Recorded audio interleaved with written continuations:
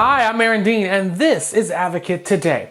We begin in New York, where Vice President Kamala Harris is making a surprise visit to the Stonewall Inn. The visit with Andy Cohen comes just days ahead of the 54th anniversary of the police raid and rebellion it sparked on June 28, 1969.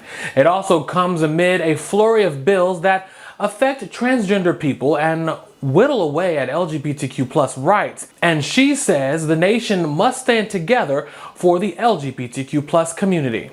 When I look at the fact that in our country we're looking at somewhere around 600 bills being proposed or passed, anti-LGBTQ bills, book bans, a policy approach that is don't say gay, people in fear for their life, people afraid to be.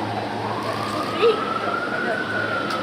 are fundamental issues that point to the need for us to all be vigilant, to stand together. I feel so very strongly no one should be made to fight alone. And I will say that I do feel so very strongly in that this is a fight about our foundational principles as a nation. Then fighting with pride is about being a patriot, about loving our country, believing in the promise and the ideals of our country, and fighting to make them real for all people every day. Former President Barack Obama established the Stonewall National Monument in 2016. It's the first national monument dedicated to the LGBTQ plus community. For the first time in 5 years, the nation's overall score on LGBTQ plus equality has dropped. That's according to the LGBTQ organization Out Leadership. And they say it's largely due to over 500 anti-LGBTQ plus bills proposed so far this year. The data comes from Out Leadership's 5th annual State LGBTQ plus Business Climate Index. They measure how queer people experience living in each state. The top-ranked states are consistently strong in equality, like New York, Connecticut, and Massachusetts. But the bottom-ranking states had large drops in scores. Those are Arkansas, South Carolina, and Louisiana. These states are heavily hit with legislation targeting gender-affirming care, censorship, and culture. GLAAD is spearheading a new effort with the help of over 250 actors, leaders, and allies to strengthen the enforcement of safety policies on social media. They called out Mark Zuckerberg, Elon Musk, and other big tech CEOs to step it up when it comes to protecting LGBTQ plus users. Facebook, Instagram, and TikTok and Twitter were all called out in the open letter.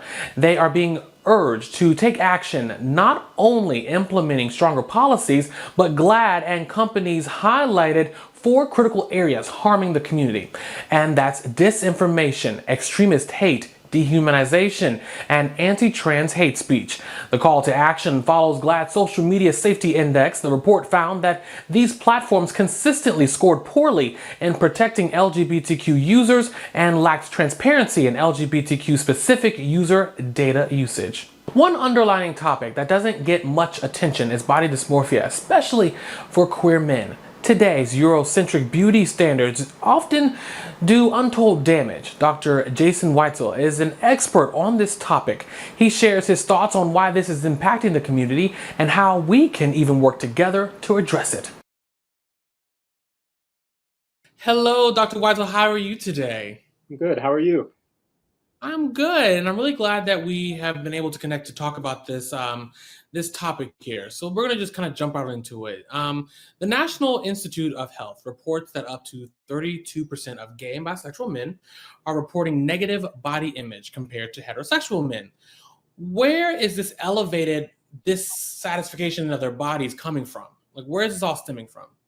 Sure. I mean, gay men live in a heterosexist society, and so that means they're contending with how they're conceptualizing their bodies, their self-worth, and they also contend with a gay male beauty myth. It's been perpetuated among gay men, and they're often falling prey to mass media images of the way they ought to look, and in that way they can collaborate with their own bodily subjection. Gay men are often more dissatisfied with their bodies than straight men, and that often has to do with leanness and muscle tone. They're very distressed in terms of their level of body dissatisfaction. It's comparable to that, found among women. Gay Wow. men and straight women are both objectified through the male gaze, and that also would mean that their eating disturbance, rates would be similar as well. So I think, that's some starting points.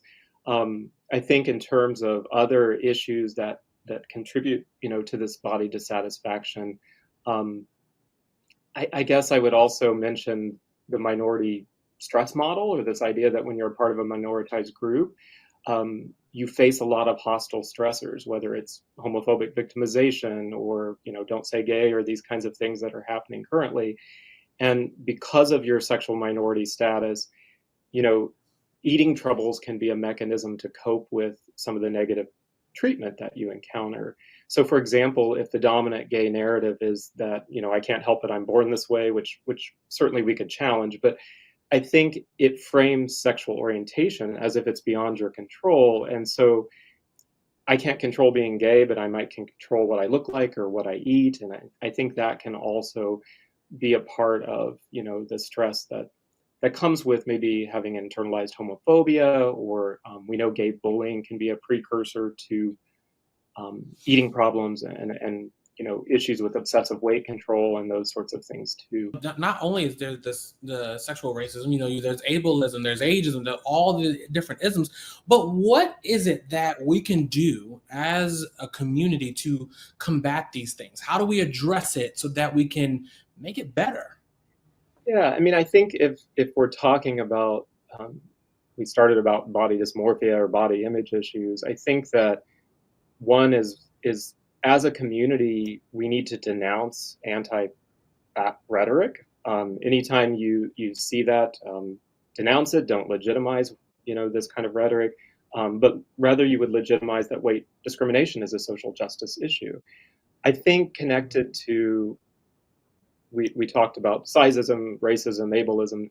I think you also have to think about how can you make coalitions that can be formed based on what we know about the nature of linked oppressions. So, for example, negative attitudes towards fat people depict fat people as lazy or lacking self-control.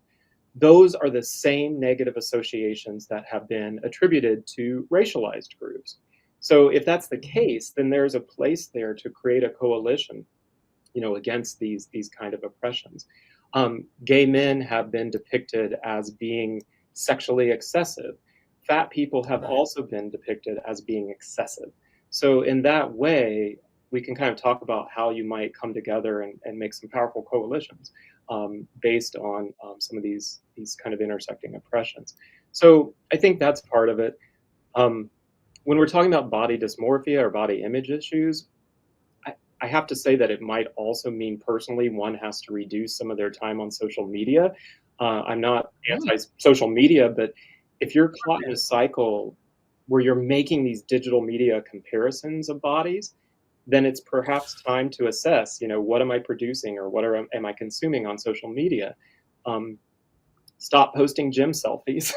If you crave attention, I think that you could focus on bringing attention to good deeds of other people versus trying to impress everyone with your body. And I'm not arguing that anyone should conceal their body or that you can't feel sexy, but rather if body dysmorphia is so high among gay men, then we need to rehabilitate the idea that you can express yourself through other outlets, whether that's creative outlets, but don't cave into what social media demands are for the perfect body. And again, that's highly subjective based on body shape, size, race, ability, and so on.